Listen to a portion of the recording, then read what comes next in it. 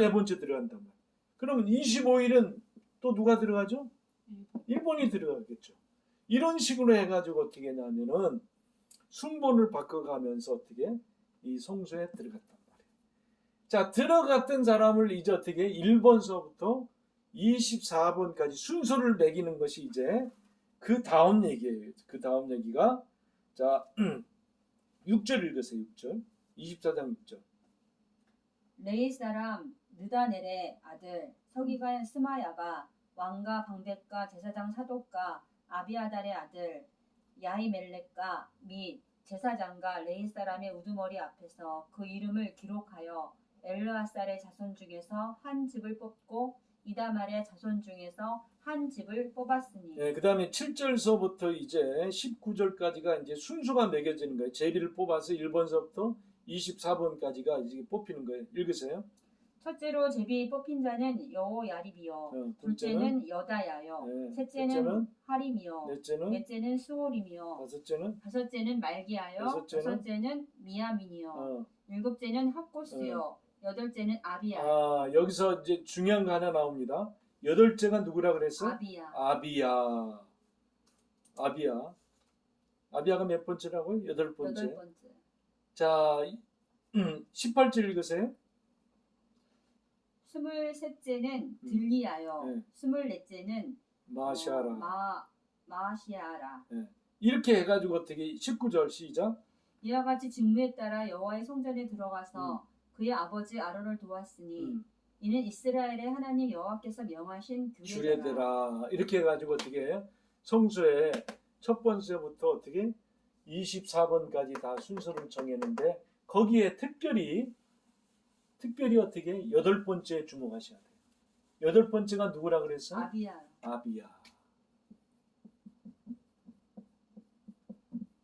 아비야가 여덟 번째에 돼 있다. 그러면 이 여덟 번째는 어떻게 며칠 날 들어가는 거예요? 여덟 번째 때 이 성소에 이제 들어가는 거죠. 근데 이 여덟 번째 아비야 이 반열 가운데서 쭉 내려가면은 자 아비야의 아버지가 어떻게 엘르아살과 어떻게 이다말 중에 되겠죠? 그 다음에 어떻게 합니까? 엘르아살과 이다말은 그 위가 누구예요? 아론이겠죠. 다시 한번요. 아론은 4명의 자녀를 낳는데 2명은 죽고 엘르아살과 이다말이 어떻게 16, 그 다음에 8 해가지고 24인데 이 아비야는 그 가운데서 몇 번째? 8번째. 이 8번째를 쭉 내려가 보니까 어떻게 누가 나오는 거예요? 여기서 사가랴가 나오고 사가랴 다음에 어떻게? 세례 요한이 나온단 말이에요.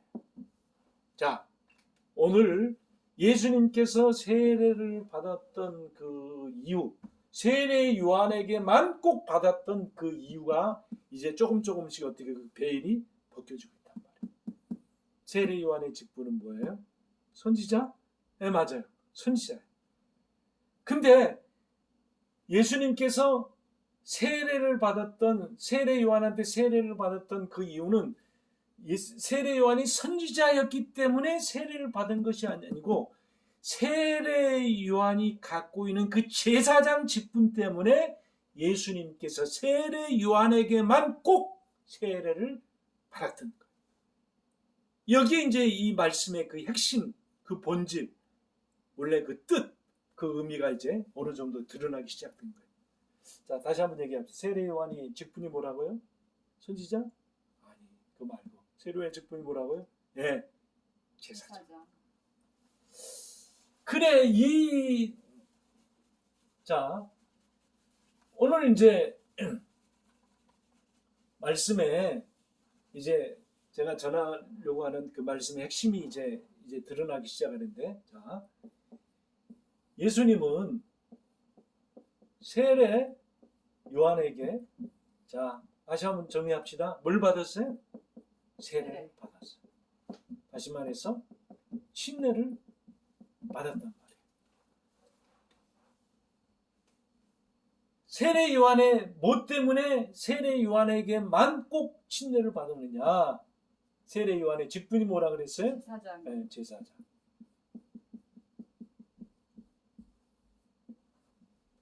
자, 그러면 여러분들 제사장이 하는 역할이 뭐죠? 네, 성소에 들어가가지고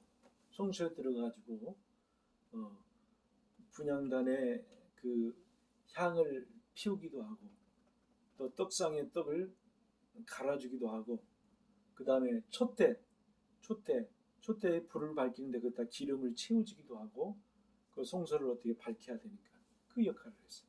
네, 맞아요. 제사장의 그 직무죠.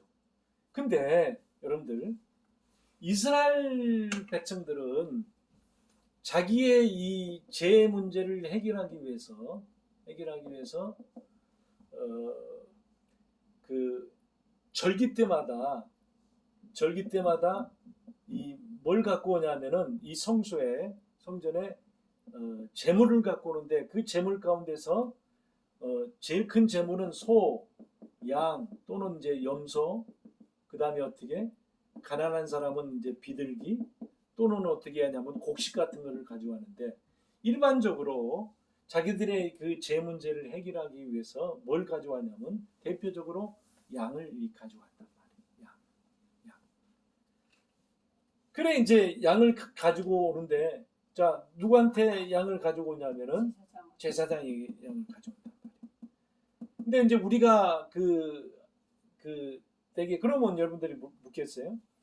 제사장에게 그 양을 가져오는데 그 잡긴 누가 잡아요?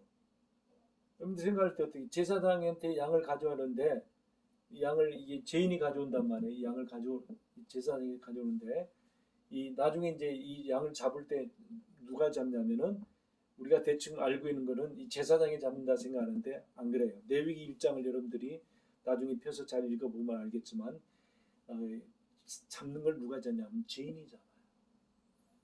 죄인이 잡는데 그 잡을 때 어떻게 하냐면은 각을 뜨겠죠. 각을 뜨고 그 다음에 죽여야 되죠. 그다음 피를 받아야 되고 그 다음에 가죽도 벗겨야 되고 죽여야 되는데 이 죄인이 이 양을 잡는데 왜 이 양이 이렇게 죽죠? 잔인하게 그것도 뭐 때문에? 죄인의 죄 때문에 죽는다.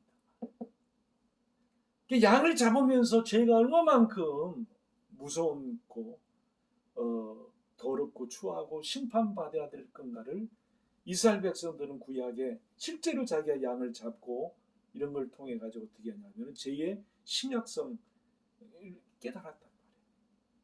오늘도 이런 거 하면 좋겠죠? 여러분들이 혹시 죄 짓고 그러면은 양 한 마리를 잡아와 가지고 그 양을 죽여서 그 피를 받아 가지고 이렇게 처리하는 거 그러면 좀 이 실제적으로 그 실물을 갖고 하기 때문에 양이 어떻게 죽어가고 있고 그것을 어떻게 처리하는 그 과정 가운데서 죄의 심각성, 죄가 이렇게 무서운 거구나, 이 죄의 이 잔인성 이런 걸 보면서 죄를 좀 덜 짓지 않겠어요?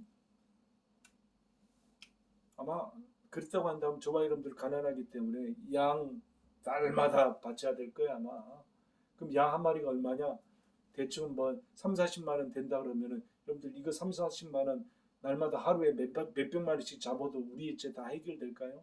안 된단 말이에요. 이건 하나의 모형과 그림자. 제사장이 잡는 걸로 생각하는데 안 그래요. 이 제사장이 이 잡는 거는 언제 잡느냐면은 7월 10일 이 대속죄일이라고 그러거든요. 이 대속죄일 날 양을 잡는데 두 마리 양, 다시 말해서 구약에서는 이 양과 이 염소가 똑같은 걸로 되어 있어요. 신약에서는 양은 오른쪽에 염소는 왼쪽에 이렇게 분리됐지만 구약에서는 양과 염소는 동일하게 본 거예요. 염소 그러면 양하면 염소 동일하게 생각하면 돼요. 그래 7월 10일 날 어떻게 했냐면은 자 조금 말씀이 좀 이게 비껴가는데 이게 다 연결된 거기 때문에 좀 자세하게 하기 위해서 그런 거예요. 이 7월 10일 날을 뭐라 그랬냐면 대속죄일이라 그래요. 대속죄일. 그럼 대속죄일이라고 하는 것은 죄를 속하는 날이다. 어떻게 큰 날이에요. 굉장히 큰 날이에요. 그럼 작은 날도 있다는 얘기입니까? 하루하루가 작은 날이라고 하고 예를 들어서 뭐 안식일 날 안식일, 안식일 이날보다는 큰 날이 뭐냐면은 이 제7일 안식인데 이 대속죄일은 1년에 딱 한 번이에요. 그럼 안식일은 어떻게 하냐? 52분 돌아오지만 대속죄일 날은 7월 10일 날 딱 한 번이기 때문에 이것을 가르쳐서 뭐라 그러냐면은 대속죄일이다 이렇게 얘기한다. 그럼 이 대속죄일 날은 어떤 일이 벌어지냐면은 자 여기가 이제 아까 제가 그림 그렸죠? 이걸 갖다 뭐라 그랬어요? 성막이라 그랬어요. 성막, 거룩한 막이다 이거예요. 자, 여기는 지성소라 그랬고, 이걸 뭐라 그랬어요? 성소라 그랬어요. 자, 우리가 날마다 그 죄를 지을 때는 여기서 이 죄 문제를 해결하는데, 날마다 죄 문제를 해결할 수 없는, 다시 말해서 영원하게 이 죄 문제를 해결하는 그 그림자가, 모형과 그림자가 구약에 있었단 말이에요. 구약에 있었는데, 그게 뭐냐면은, 대속죄일날은 대제사장이, 어떤 대제사장이 염소 2마리를 갖고, 자, 염소 한 마리를 갖고 어떻게 했냐면은, 자, 평상시에는 자기가 죄 문제를 해결하기 위해서는 자기가 양을 죄인이 준비를 했는데 7월 10일 날 이 대속죄일 날은 어떻게 했냐면 백성들은 어떻게 하냐면 그날은 어떻게 아침부터 금식하면서 밖에서 이렇게 다 어떻게 성막을 뺑 둘러서 어떻게 음식도 먹지 않고 이 무릎 꿇고 하나님 앞에 기도하면서 밖에 있을 때 이 대제사장이 하는 역할이 뭐냐면은 염소 2마리를 준비했다가 누가 준비하냐면 대제사장이 직접 준비하는 거예요. 평상시 같았으면 누가 죄인이 준비하는 거예요. 근데 이 대속죄일날은 어떻게 백성들은 밖에서 어떻게 금식하면서 기다리고 있고 대제사장이 어떻게 염소 2마리를 가지고 한 마리는 어떻게 하냐면은 한 마리는 그 머리에다가 어떻게 안수해요. 자, 여기 이제 염소가 이렇게 있으면은 이 머리 위에다가 안수해요. 그리고 또 다른 한 마리, 이 한 마리에다 또 여기다 머리에다가 안수를 해요. 자, 안수의 의미는 뭐냐면은 하나다 이 의미 있어요. 하나다, 연합됐다. 뭐요? 하나다, 연합됐다. 이렇게 얘기해요. 자, 그러면 대제사장이 어떻게 염소 위에다가 손을 딱 얹는단 말이에요. 손을 딱 얹으면 어떻게? 이 염소와 나는 어떻게? 하나 되었다. 어떻게? 연합되었다. 그 뜻이겠죠. 그러면서 어떻게 하냐면은 이 자기의 그 죄를 어디다가 전가시키냐면은 이 양의 이 머리에다가 어떻게 전가시키냐. 왜 머리에다 엉덩이에다 하지 않고 가슴에다 하지 않고 머리는 모든 부분에 어떻게 대표성을 갖고 있단 말이에요. 그러니까 머리에다 딱 이렇게 안수를 한단 말이에요. 그러니까 안수를 하면서 어떻게 했냐면은 어떻게 하냐면 대지상 이렇게 하는 거예요. 내 모든 죄가 어떻게 양에게 갈지어다. 이거는 어떻게 했냐면 평상시 죄인이 어떻게 하냐면은 죄인이 제사장에게 양을 갖고 와가지고 어떻게 하냐면은 그 머리 위에다가 어떻게 예를 들어 나 같으면 김재열의 죄가 내 죄가 이 양에게 갈지어다 해놓고 어떻게 하냐면은 나 대신 이제 이 죄가 어떻게 양에게 갔기 때문에 이 양이 어떻게 죽어요 살아요? 죽죠. 심판받아야 돼. 그래서 어떻게 그 양을 어떻게 제가 간 그 양을 어떻게 심판하는 거예요.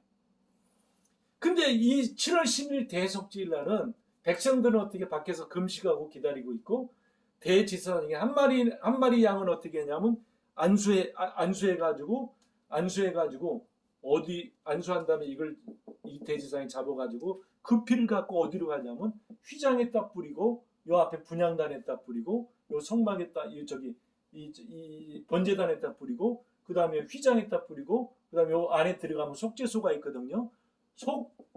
속죄소 다시 말해서 죄를 속하는 장소가 있어요. 거기다 어떻게 피를 어떻게 부어요.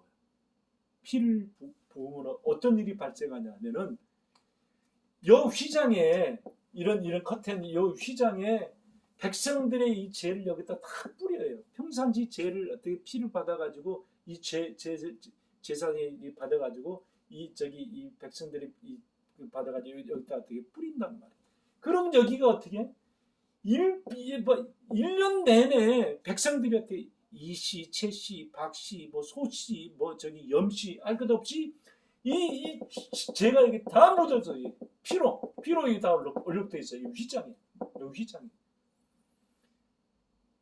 그럴 때 대제사장이 이제 7월 10일 날 이 양의 피를 갖고 어떻게 하냐면 여기다도 뿌리고 속죄소에다가 여기다 딱 뿌릴 때 어떻게 보냐 여기서부터 연기가 올라가는데 이게 구름 기둥과 불 기둥이란 말이에요. 그러면서 어떻게 7월 10일 날 이 휘장에 이 새빨간 이 더러운 이 제얼의 이 피가 어떻게 완벽하게 어떻게 깨끗하게 되는 거예요. 우리의 죄가 진홍같이 붉을지라도 양털같이 흰 눈보다 더 깨끗해진다. 이 휘장이 어떻게 합니까? 시뻘겋게 어떻게 합니까? 제 얼룩지는 것이 어떻게 하나님의 기적과 능력으로 싹 깨끗하게 되어진다. 그러면서 여기서 대제사장이 피를 갖고 나오면서 백성들에게 뭐라고 얘기를 하냐면은 손을 들어서 백성들에게 뭐라고 하냐면 다 이루었다. 어디서 많이 본 거 아닙니까? 예수님께서 십자가상에서 요한복음 19장 30절에 보니까 어떻게 다 이루었다 하시면서 어떻게 고개를 떨구니라. 성경은 그냥 고개를 떨궜다 했지만은 원어 성경을 자세히 보면 어떻게 이 머리가 어떻게 멀리 도망갔다 이렇게 표현되고 있어요.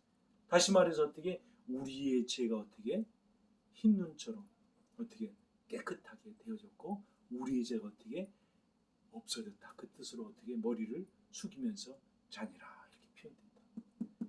그리고 또 한 마리 이 양은 이 염소는 어떻게 그 위에다가 안수해놓고 이건 어떻게 했냐면 사람이 한 사람을 붙여가지고 끌고 어디로 끌고 가냐면 저 광야 메마른 저 광야 짐승들이 울고대는 광야에다가 이 염소를 끌고 가는데 이 끌고 가는 이 염소를 가리켜서 뭐라고 얘기했냐면 아사살 양이다.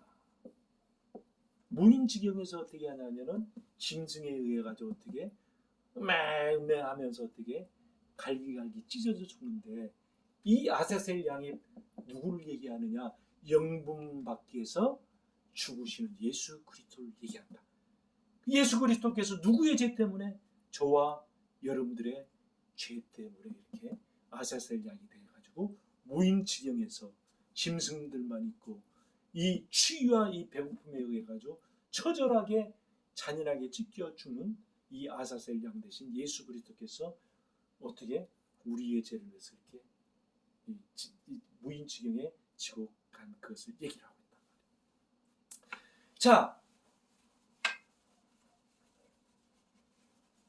다시 한번 오늘 이 말씀을 정리하자면은 자, 아비야의 이 반열에서 이 계통에서 누가 나왔다고 그랬어요? 사가랴가 나왔고 이 사가랴는 결국 어떻게 하냐면은 세례 요한을 낳았는데 이 세례 요한의 직분이 그럼 뭐라는 얘기예요? 제사장이라는 거예요. 그래서 이 세례 요한이 예수님에게 뭐라고 얘기를 하냐면은 예수님께서 세례 요한에게 나올 때 성경은 이 세례 요한이 예수님을 향해서 뭐라고 얘기하냐면 자 성경 한번 찾아봅시다.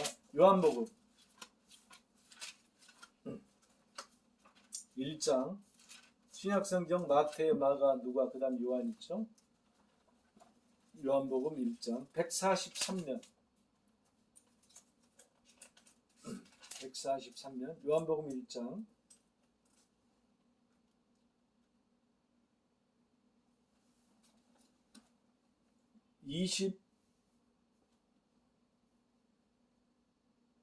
27절부터 봅시다. 27절 곧 내 뒤에 오시는 그이라 나도 그의 신발끈을 풀기도 감당하지 못하겠노라 하더라. 자, 세례 요한이 지금 얘기하는데 내 뒤에 오신 이는 예수를 얘기하고 있어요. 28절 이 일은 요한이 세례 베풀던 곳 요단강 건너편 베다니에서 일어난 일이니라. 그 다음에 이튿날 요한이 예수께서 자기에게 나아오심을 보고 이르되 보라 세상 죄를 지고 가는 하나님의 어린 양이로다. 됐어요. 예수님을 향해서 세례 요한이 지금 뭐라고 얘기하냐면은 신발끈도 맬 수 없는 그렇게 자기는 예수님의 견준다고 한다면은 종만도 못한 노예만도 못한 존재인데 예수님께서 자기에게 그 이튿날 나오는 걸 보고 세례 요한이 이렇게 얘기했어요. 자, 뭐라고 얘기냐면 보라 세상 죄를 어떻게 한다 그랬어요? 지고 가는 뭐라 그랬어요? 하나님의 어린 하나님의 어린 양이다 그랬어요. 양은 양인데 어린 양인데 어떤 양이에요? 하나님의 어린 양이란 말이에요. 하나님이 준비하신 어린 양이란 말이에요. 자, 여러분들 예수님이 이제 세례 요한한테 나올 때, 자, 다시 보세요. 세례 요한한테 나올 때 어린 양으로 온다는 거예요. 어린 양으로. 왜 오냐? 세상에 뭐를 지기 위해서? 죄를 어떻게? 짊어지는 거예요. 저와 여러분들의 세상의 모든 죄를 짊어지는 어린 양으로 온단 말이에요. 세례 요한은 지금 세례 요한의 선지자직을 보고 간 것이 아니라 세례 요한은 뭘 보고 간 거예요? 그러면은 그렇죠. 제사장직이기 때문에 예수님께서 어린 양으로. 중간에 제가 설명을 다 드렸어요. 양은 어떻게 했냐면은 이 우리의 죄를 지고 가는 양이에요. 근데 예수님은 어떤 양이라고 그랬어요? 세상의 모든 죄를 지고 가는 양이라고 이 세례 요한이 예수님을 어떻게 제대로 봤다는 거예요. 그래서 지금 예수님께서 세례 요한한테 온 것은 양으로 온 거예요. 어떤 양? 하나님의 어린 양. 뭐 때문에? 세상의 죄를 지려고 가는 거예요. 근데 그 방법이 어떤 방법으로 했냐면은 세례를 받으러 가는 거예요. 세례는 누가 받는 거라 했어요? 죄가 있는 사람이 세례를 받는 거예요. 근데 예수님은 어떻게 하냐면 거꾸로 자기의 이 불의 때문에 이 세례를 받는데 예수님은 어떻게 하면 자기의 불의 때문에 이 세례를 받으러 가는 것이 아니라 역으로 어떻게 세상의 모든 죄를 어떻게 다 짊어지고 당신에게 다 전가시키고, 여기서 짊어졌다라고 하는 것은 뭐냐면 전가받았다는 얘기예요. 전가가 뭐냐면 이런 거예요. 아까도 제가 설명드렸다시피 한 사람이 양을 끌고 와가지고 그 양의 어떻게 머리 위에다가 뭐 한다 그랬어요? 안수한다 그랬어요. 안수할 때 어떻게 예를 들어서 내가 양을 끌고 이제 구약의 제사장에 가면은 양을 끌고 가자면은 제가 이 양 위에다 뭐라고 했냐면 김제리 제가 여기다 이 양에게 갈지어다. 그럼 어떻게 이 양은 어떻게 하냐면은 나의 죄를 지고 가는 거겠죠. 근데 예수님은 어떻게 했냐면 세상의 모든 죄를 지고 가는 거예요. 지고 가기 위해서 어떻게 세례를 받는 거예요. 그러니까 세례는 결국 뭐냐? 물 아래로 들어갔다가 물 위로 나오는 거잖아요. 그러니까 이거 물 아래로 들어갔다는 얘기는 어떻게? 침수당했다, 어떻게? 죽었다, 이거 죽어. 그 다음에 어떻게 위로 올라갔다는 얘기냐? 어떻게 살았다는 얘기인데, 결국 세례 요한한테 세례를 받았던 것은 세례 요한이 뭐 때문에? 제사장이었기 때문에 어떻게 예수님은 어떻게 양으로 가가지고 어떻게 합니까? 그 위에다가 세례 요한이 뭐 하겠어요? 그 머리에다가 어떻게? 손을 얹었단 말이에요. 누구 머리 위에다가? 어린 양 대신 예수에게 손을 얹고 뭐라고 얘기하냐면은 세상의 모든 죄가 하나님의 어린 양 예수에게 갈지어다. 그래서 어떻게 하냐면은 세례를 받는 거예요. 이것이 오늘 메시지의 본질이에요. 세례 요한한테 예수님께서 세례를 받아야만, 자, 아까 마태복음 3장 13절에서 15절에 보니까는 뭐라 그랬어요? 자, 다시 마태복음 다시요. 마태복음 제3장 14절 15절 다시 읽어요. 요한이 말려 이르되 내가 당신에게서 세례를 받아야 할 터인데 당신이 내게로 오시나이까. 예수께서 대답하여 이르시되 이제 허락하라. 우리가 이와 같이 하여 모든 이루는 것이 합당하니라 하시니 네, 이에 요한이 허락하는지라. 예수님께서 세례를 받았던 목적이 뭐예요? 의를 이루기 위해서. 모든 의를. 어떤 의요? 모든 의를. 디카요시네. 그러니까 예수님께서 세례 요한한테 어린 양으로서 세례를 받음으로 어떻게 모든 의를 이루는 과정이 되었다는 거예요. 그러면은 한번 결론적으로 묻겠습니다. 예수님께서 십자가에 못 박히시기 전에 벌써 세례 요한한테 세례를 받음으로 말미암아 예수님은 뭐가 된 거예요? 이제 나의 죄가 누구한테 지금 넘어간 거예요? 예수에게 넘어간 거예요. 여러분들의 죄도 누구에게 다 넘어간 거예요? 예수님. 언제? 세례 요한한테 세례를 받는 순간에 예수님은 어떻게 나의 죄를, 너의 죄를, 우리의 죄를 지고 어떻게 세례를 받았던 거예요. 뭘로? 제사장 되는 세례 요한한테 어린 양으로서. 그 결과로 십자가에 예수님께서 못 박혀 돌아가신 거예요. 그래서 십자가에 못 박혀 돌아가심으로 요한복음 19장 30절에 보니까는 다 이루었다. 자, 한번 찾아봅시다. 요한복음 19장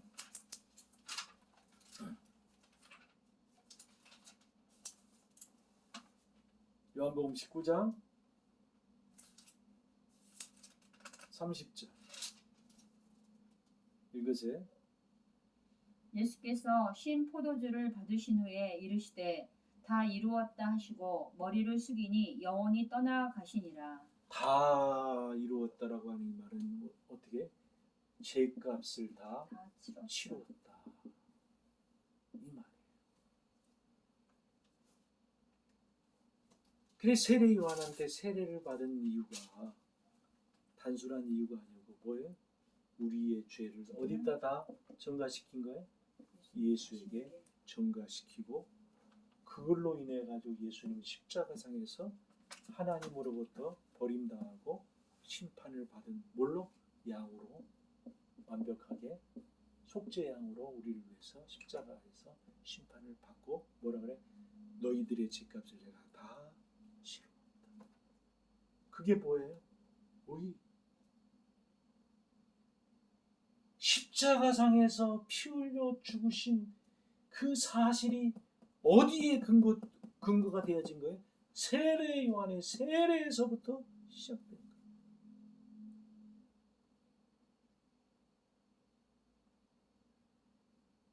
그 일이 세례 요한한테 세례를 받았던 그 일이 어떻게 모든 의 디카이오시네. 한번 따라합시다. 디카이오시네. 디카이 오시네. 디카이오시네. 디카이 오시네. 모든 의가 어떻게 완벽하게 완성이 되는데 하나님을 완벽하게 어떻게 하나님의 의를 충족시킵니다. 그것이 어디서? 예수님께서 세례 요한한테 세례를 받음으로 완벽한 의가 이루어졌다. 자, 성경 구절 몇 구절만 보고 마치겠습니다.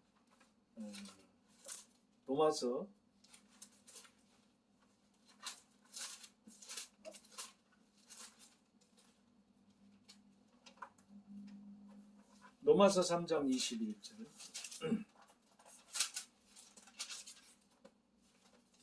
로마서 3장 21절. 자, 읽으세요. 이제는 율법 외에 하나님의 한 의가 나타났으니 율법과 선지자들에게 증거를 받은 것이라. 이제는 율법 외에 하나님의 한 의가 나타났다. 율법과 선지자들에게 증거를 받은 것. 율법과 선지자는 구약을 얘기해요. 그러니까 구약에 벌써 뭐가 나타났어요? 율법으로는 어떻게? 하나님의 한 의가. 율법 외에 하나님의 한 의가 나타났으니 율법과 선지자들에게 증거를 받은 구약에서 벌써 어떻게 얘기했던 바예요. 그 한 의가 뭐를 통해서 나타납니까 이제? 네? 자, 25절 시작. 이 예수를 하나님이 그의 피로써 믿음으로 말미암는 화목제물로 세우셨으니 이는 하나님께서 길이 참으시는 중에 전에 지은 죄를 간과하심으로 자기의 의로우심을 나타내려 하심이니. 예수님께서 자기의 의를 나타낼 때 어떻게 나타내셨어요? 죄를 해결하심으로. 어디서요? 예수님께서 세례 요한한테 세례를 받음으로 어떻게 그 죄 문제를 해결하심으로 하나님의 의가 누구를 통해서 나타납니까? 예수님을 통해서 나타납니다. 자, 오늘 말씀에 결론을 맺겠습니다. 마태복음 3장을 보시면요. 3장 15절, 16절, 17절 봅니다. 시작. 예수께서 대답하여 이르시되 이제 허락하라 우리가 이와 같이 하여 모든 의를 이루는 것이 합당하니라 하시니 이에 요한이 허락하는지라. 네, 여러분들 15절 내용 이제 이해하시겠죠? 네. 왜 예수님께서 세례 요한한테 세례를 받았는지. 세례 요한의 직분 뭐 때문이죠? 제사장. 제사장. 그러면 제사장 앞에 예수님은 뭘로 쓴 거죠? 어린 양. 어린 양. 자, 어떤 어린 양이요? 죄를 세상 죄를 지고 가는 어린 양. 그 죄가 다 누구에게 간 거예요? 우리의 죄가 다 예수님에게. 그래서 예수님 세례를 받았어요. 그 결과로 이제 16절에 시작. 예수께서 세례를 받으시고 곧 물에서 올라오실때 하늘이 열리고 하나님의 성령이 비둘기같이 내려 자기 위에 임하심을 보시더니. 자, 이게 뭐냐? 하늘이 열리고 성령이 어떻게 비둘기같이. 예수님에게 임했단 말이에요. 자, 이 일을 다 누가 지금 인정해주고 있는 거예요? 하늘도 인정해주고 하나님도 인정해주고 또 누구도 인정해줬고 성령도 인정해주고. 그래서 17절에 보면은 성부 아버지의 소리가 들립니다. 읽으세요. 하늘로부터 소리가 있어 말씀하시되 이는 내 사랑하는 아들이요 내 기뻐하는 자라 하시니라.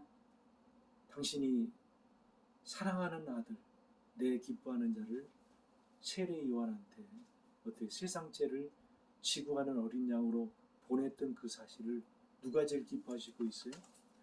하나님이 제일 기뻐하시고 있어요. 그러니까 저와 여러분들의 죄 문제 해결받는 것을 누가 제일 기뻐하신다? 하나님이 가장 기뻐하신다. 하나님이 인정한 예수를, 하나님이 사랑하는 예수를 보내서 어떻게 우리 죄를 해결시킴으로 말미암아 하나님이 가장 기뻐하시는 의, 디카요시네. 이 의를 어떻게? 누구를 통해서 이루어졌다? 예수를 통해서. 어떻게? 세례를 통해서 이루어졌다. 언제 완성이 된 거예요? 십자가상에서. 누가 인정했어요? 하나님이 인정했습니다. 결론적으로 묻겠어요. 저와 여러분들의 모든 죄가 다 어디로 간 거예요? 네, 예수님께서 세례 받으실 때 벌써 갔다. 이 놀라운 은혜와 은총이 오늘 여러분들의 길을 주님의 이름으로 축원합니다.